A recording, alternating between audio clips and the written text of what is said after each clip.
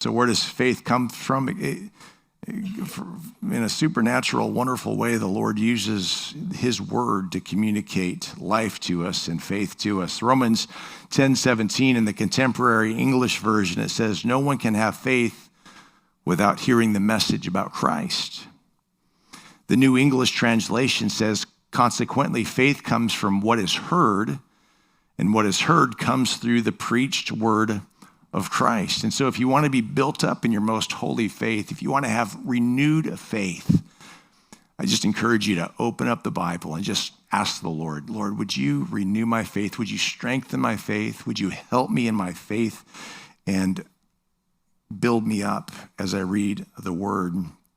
This is why we preach the word of God. This is why we spend all of our time preaching and teaching the Bible. Anytime a ministry leader comes to me and says, what is your vision for this ministry of Harvest Church? I always say, preach the gospel and make disciples.